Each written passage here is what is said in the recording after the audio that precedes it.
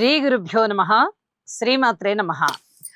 మా రావినూతల భక్తి ఛానల్ని ప్రోత్సహిస్తూ ఉన్నటువంటి మా ప్రేక్షకులందరికీ కూడా ప్రత్యేకమైన కృతజ్ఞతలు తెలియజేసుకుంటున్నాము. మీ యొక్క ప్రోత్సాహం వల్ల మేము 1,00,000 మంది సబ్స్క్రైబర్స్కి మా ఛానల్ రీచ్ అయినందుకు ప్రత్యేక కృతజ్ఞతలు తెలియజేసుకుంటున్నాం. మీ యొక్క ప్రోత్సాహం ఇలాగే ఉండాలి అని చెప్పి మేము ఆశిస్తూ ఉన్నాము. ధన్యవాదాలు.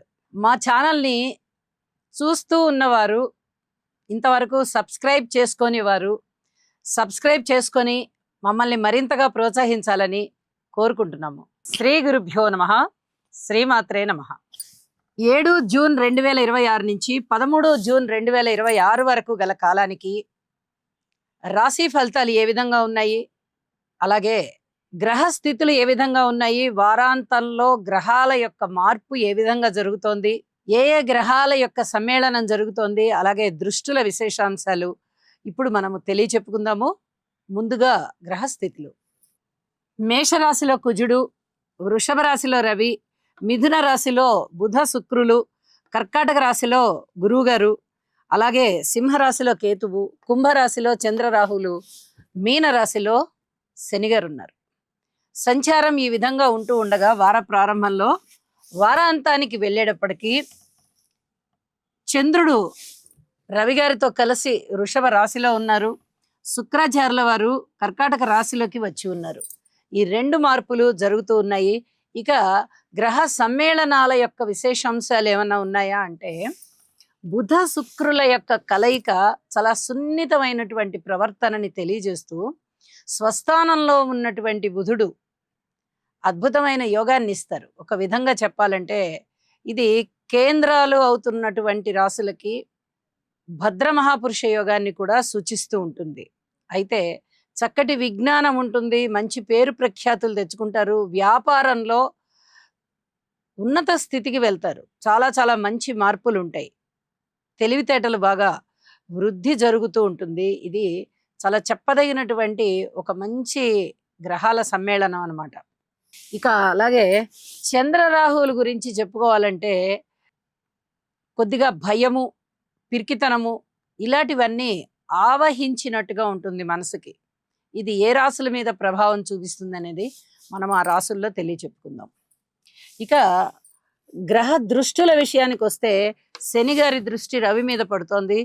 రక్తానికి సంబంధించి, చర్మానికి సంబంధించి ఇలాంటి వాటిలలో ఏదైనా ఎలర్జీస్ ఉండడానికి అవకాశం ఉంది. ఆదిత్య హృదయ పారాయణ చేసుకోవడం చాలా చాలా మంచిది. అలాగే గురువు గారి యొక్క 9వ దృష్టి మీన రాశి మీద అందున్న శనిగారి మీద పడుతోంది. ఇక్కడ శనిగారి యొక్క విశేషమైన పాప ఫలితం ఏదైనా ఉందా అంటే అది తగ్గిపోతుంది. ఎందుకంటే గురుక్షేత్రంలో శనిగారు ఉండడము, గురువు గారి దృష్టిలో ఉండడము, ఖచ్చితంగా శనిగారు కొంచెం వినయ విధేయతలతో ఉంటారన్నమాట. కాబట్టి శనిగారి యొక్క స్థానం యొక్క ఫలితం ఏదైనా దుష్ట ఫలితాలు ఉన్నాయి అంటే అవి ఖచ్చితంగా తగ్గుముఖం పడతాయి అని చెప్పి తెలియచేస్తూ ఉన్నాను. ఇక వారాంతంలోకి వెళ్ళేటప్పటికి రవిచంద్రుల కలయిక ఇది అమావాస్యను సూచిస్తూ ఉంటుంది. అయినప్పటికీ కూడా చంద్రుడు ఉచ్చలో ఉన్న కారణం చేత మనసు కాస్త గట్టిగానే ఉంటుంది. కానీ అది అమావాస్య అవడము, రవిగారితో కలిసి ఉన్న కారణం చేత ఇవన్నీ కొంచెం పిరికితనాన్ని సూచిస్తూ ఉంటాయి. రవి బలం బాగా ఎక్కువగా ఉంటుంది కాబట్టి అంత భయపడాల్సిన అవసరం లేదు. ఎప్పుడైనా రవిచంద్రులు ఇద్దరు చాలా బలంగా ఉన్నారు అంటే చాలా అద్భుతమైనటువంటి ఫలితాలు ఉంటాయి. ఇక్కడ రవిచంద్రుల కలయిక అనేది ఎప్పుడూ కూడా అది అమావాస్యను సూచిస్తూ ఉంటుంది. కాబట్టి అమావాస్య రోజే వారిద్దరు కలుస్తారు. అంటే ముందు చతుర్దశి రోజు కలుస్తారు, తర్వాత పాడ్యమి రోజు కూడా కలుస్తారు. ఆ 3 తిథులలోనూ రవిచంద్రుల కలయిక ఉంటూ ఉంటుంది. కాబట్టి ఇక్కడ రవిగారి బలమే ఎక్కువగా ఉంది అని చెప్పి మనము గ్రహించాలి. అలాగే ఇంకా కర్కాటక రాశిలో గురు శుక్రుల బలం ముందరే కర్కాటక రాశిలో గురువుగారు ఉచ్చలో ఉండి చాలా అద్భుతమైన ఫలితాలను ఇస్తూ ఉండగా శుక్రాచార్యుల వారు కలగడం వల్ల ఇక్కడ ఇంకా ఇంకా మరిన్ని ధనయోగాలు కలుగుతున్నాయి. ఇది ఏ రాశుల వారికి ఇంత అద్భుతమైనటువంటి ఫలితాలు ఉంటాయి అనేది మనం రాశుల్లో తెలియచెప్పుకుందాము. వృషభ రాశి వారికి 4 గ్రహాల యొక్క ఉనికి ఈ వారం చాలా బాగుంది అని చెప్పొచ్చు. ద్వితీయ స్థానంలో ఉన్నటువంటి బుధ శుక్రులు చాలా బాగున్నారు. దశమ స్థానంలో ఉన్నటువంటి చంద్రుడు బాగున్నారు. ఏకాదశంలో ఉన్నటువంటి శనిగారు బాగున్నారు. వెరసి 4 గ్రహాల యొక్క ఉనికి కూడా చాలా చాలా బాగుంది అని చెప్పి తెలియచెప్పడం జరుగుతోంది. ముఖ్యంగా ధనయోగాలు బాగున్నాయి. ప్రవర్తన చాలా బాగుంటుంది. కీర్తి ప్రతిష్టలు ఉంటాయి. మాట పరపతి చాలా బాగుంటుంది. స్త్రీలకి చాలా బాగుంటుంది. విద్యార్థులకి కూడా చాలా చాలా బాగున్నట్టే లెక్క. అలాగే రాశిలో ఉన్నటువంటి రవి గారి యొక్క స్థితి సంచారము అంతగా బాగా లేకపోయినా ఆయన మాతృస్థాన అధిపతి అవుతూ రాశిలో ఉన్నారు కాబట్టి చాలా వరకు మాతృవర్గ రీత్యా ఏదైనా అనారోగ్యాలు ఉన్నట్టయితే కాస్త ఉపశమనం లభిస్తుంది వారికి అని చెప్పి తెలియజేస్తున్నాను. అయితే ఆదిత్య హృదయ పారాయణ మటుకు తప్పనిసరిగా చేయండి. లాభాల బాటలో ఉన్నారు మీరు. ఉద్యోగ జీవితం చాలా బాగుంటుంది. కాస్త మానసికమైనటువంటి అశాంతి కలిగినప్పటికీ కూడా ఉద్యోగంలో ఒక ఉన్నతి కనిపిస్తుంది. తోటి ఉద్యోగస్తులతో సఖ్యత కనిపిస్తుంది. పూర్వం కన్నా చాలా మేలైనటువంటి పరిస్థితులే ఉంటాయి. కాబట్టి ఇక్కడ ఏమాత్రం మీరు సంకోచం చెందవలసిన అవసరం లేదు. ఉద్యోగ జీవితం బాగుంది అని చెప్పి నిర్ణయం చేసుకోండి. దానికి తగినట్టే ఉంటాయి పరిస్థితులు కూడా. అలాగే ఏదైనా వివాహాది శుభకార్యాలు కుదురుతాయా అంటే కుదిరే దిశగా ఉన్నాయి. ఇది చెప్పదగినటువంటి సూచన.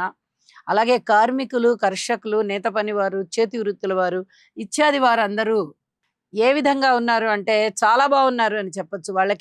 వాళ్ళు చేసిన శ్రమ కన్నా మించినటువంటి ఆదాయమే కనిపిస్తుంది. ఆదాయం పెరుగుతుంది. ఇది చాలా చెప్పదగినటువంటి సూచన. ఏదైనా అవమానాలు, అపనిందలు ఇలాంటివి ఏమన్నా ఎవరికైనా కలుగుతూ ఉంటే కొద్దిగా ఓర్పు కలిగి ఉండండి. వాటంతట అవే తొలగిపోయేటటువంటి పరిస్థితి కూడా కనిపిస్తోంది. విద్యార్థులు కొంచెం శ్రమ ఎక్కువ చేయవలసిందిగా సూచన చేస్తున్నాను. ఫలితాలు మటుకు చాలా బాగున్నాయి. సంతాన రీత్యా పూర్తి ఓర్పు కలిగి ఉండండి. ఇది చాలా చెప్పదగినటువంటి సూచనగా తెలియజేస్తున్నాను. భార్యాభర్తల మధ్య అన్యోన్యత విషయంలో కూడా ఓర్పు కలిగి ఉండండి. ఇది కూడా చెప్పదగినటువంటి సూచనగా తెలియజేస్తున్నాను. ఇక జాగ్రత్తల విషయం ఏమన్నా ఉందా అని గనక ఒక్కసారి మనం ఆలోచించినట్టయితే నవగ్రహ శ్లోకాలు పారాయణ చేస్తూ లలితా సహస్రనామ స్తోత్ర పారాయణాలు చేయండి. ఈ రెండూ కూడా చాలా తప్పనిసరి అని చెప్పి తెలియజేస్తున్నాను. మానసిక ప్రశాంతత ఉండాలి, ఎదుగుదల ఉండాలి. ఈ రెండు చాలా అవసరం. అలాగే ఏదైనా కొనుగోలు, అమ్మకాలు ఇలాంటి విషయాలలో తొందరపడవద్దు. తొందరపడి అమ్మేద్దాము, తొందరపడి కొనుగోలు చేసేద్దామని చూడకండి. నిదానించండి. 1కి 4 సలహా సంప్రదింపు తీసుకోండి. లాభాల బాటలో ఉన్నారు కాబట్టి ఖచ్చితంగా మీరు తీసుకునేటటువంటి నిర్ణయాలు బాగుంటాయి.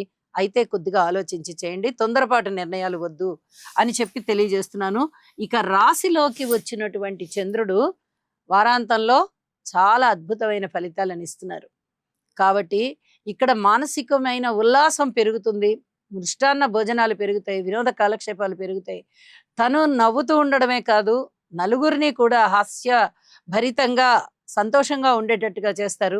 ఈ ఉల్లాసం అనేది వారాంతంలో బాగా కనిపిస్తోంది కాబట్టి వార ప్రారంభంలో ఉన్నటువంటి ఫలితాలు, వారాంతంలో ఏర్పడుతూ ఉన్నటువంటి ఫలితాలు వెరసి వృషభ రాశి వారిని చాలా సంతోషంతో ఉండేటట్టుగా చేస్తున్నాయి గ్రహస్థితులు అని చెప్పి తెలియజేస్తూ నవగ్రహ స్తోత్ర పారాయణాలు తప్పనిసరి పఠించండి.